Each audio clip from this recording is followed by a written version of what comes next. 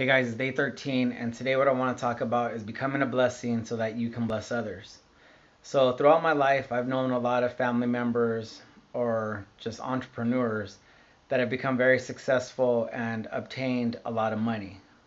The sad part is, not all of them had maintained that money. And what I noticed about the ones that obtained it and maintained it was they all had one common factor.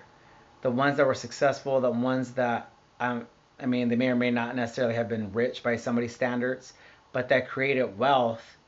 The reason they were able to hold on to it and be able to pass it along was because they were very charitable. They always gave back. There's the proverb that you reap what you sow. Some people call it karma. Um, but every Christian that I know that is successful in their field gives back because they understand about reaping and sowing. They understand about being a blessing or becoming a blessing to be able to bless other people.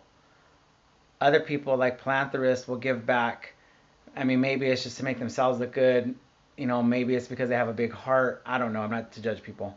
But all I know is those that have made it and maintain it are the ones that are always giving back. They're starting organizations. They're giving to organizations. They're starting ministries. They're pouring into ministries. And I've seen that across the line. So, two quick stories. In the construction field, you see a lot of companies that get passed down from generation to generation. So, the grandfather or the father builds this company literally off their back. They start as an apprentice, they start literally digging in the trenches. And as they move on in the years, they get their contractor's license. They start building up their business. They go from small contracts to big contracts, winning big bids. And sooner or later, this company is a multi-million-dollar company. Well, as the years go on, obviously the grandfather passes away, and the business gets moved over to the grandchildren or to the kids. And because they didn't work that hard to build it up, they don't have an appreciation or maybe an understanding of it. They just use it as a personal ATM. They misuse the funds. They mistreat the employees, and they're not really conscientious as the owners, the original owners, were to take care of it, to have something to pass along. So, two stories. So the first story goes, when I was an apprentice, I knew of a company. It was a pretty big company, and they had three sons. And the owners were hoping to pass the business on to these three sons. And the first son, who was really good, he journeyed out. He was a really good journeyman. He really liked his work. He was good working with other people. Well, one day he was on a scaffold, and I'm not really sure the whole story, but I heard that he went underneath the railings and fell off the scaffold and he died. And so obviously they couldn't leave the business to him. And then another son that I went to apprenticeship school with, when I became an apprentice, he was a couple stages above me. He was more of a trust fund baby. He didn't have to really work. He was working just to put in the effort, but the mom and dad took care of him through their finances. So they bought him a house, and what I had heard was he had a big party a couple days after moving in, and he OD'd on drugs in the new house. And the third son was one that was in the office. He kind of knew the office, but for whatever reason, the family did not want to pass it on to him. So when the owners originally passed on, they had one of the partners buy out that son's shares, and that son had no claim to that construction company anymore. So what the father had built up, it was lost through the sons. Another company I know that they had built their business as a huge company, kept a lot of guys busy for a lot of years. Really had integrity with the original owners, but as soon as the sons took over, the sons again just mishandling the funds. They were shorting the guys on their checks. They weren't paying their vacation or whatever the benefits for. Um, they weren't finishing or completing jobs. They weren't doing the quality on the jobs that they should have been doing, and that business fell apart. I mean, literally, they shut the doors. Guys were like, what's going on? We still have jobs to finish that they had to give over to other companies to finish because it just wasn't there. The integrity wasn't there, and the whole meaning behind that company wasn't there.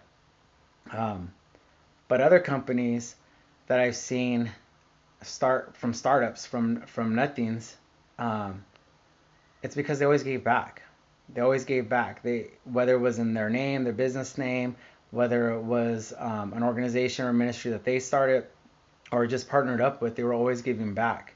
And I just think that You can't bless others until you're first blessed. Yeah, doing this note business will bless my family.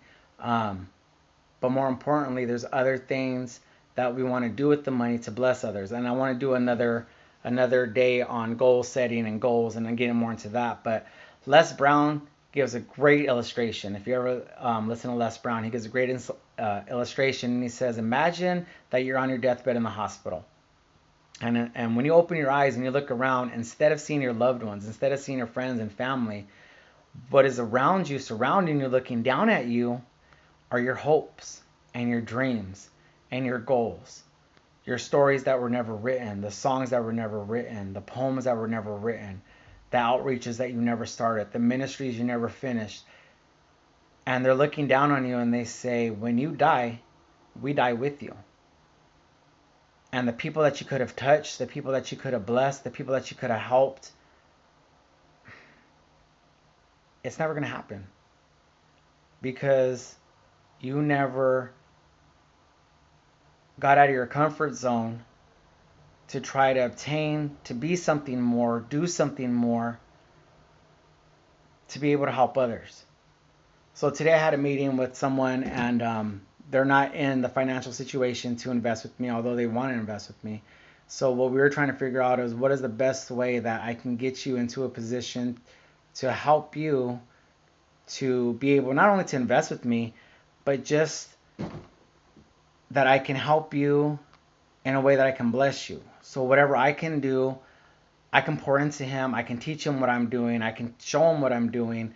I can educate him enough that he can go out and explain to other people what I'm doing, and get them involved with me, um, so that he can start doing what he needs to do, because he does have goals and dreams of blessing other people. It's not just about him making money, but it's about him wanting to bless other people, and he sees that this could be a way to do it.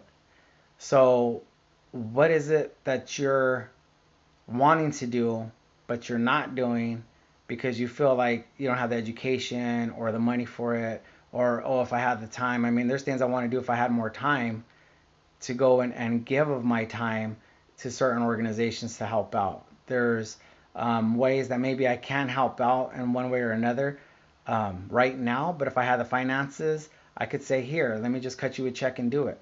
By me being blessed, I can bless others. And like I said, those who obtain wealth are able to maintain that wealth by being charitable and giving back. You know, some people call it paying it forward. Again, people call it karma. The Bible says it's reaping what you're sowing, or you reap what you sow. And that's what it is. You know, just I encourage you guys, I challenge you guys, become blessed so you can become a blessing to someone else. So that's it for today, guys. Talk to you tomorrow, day 13.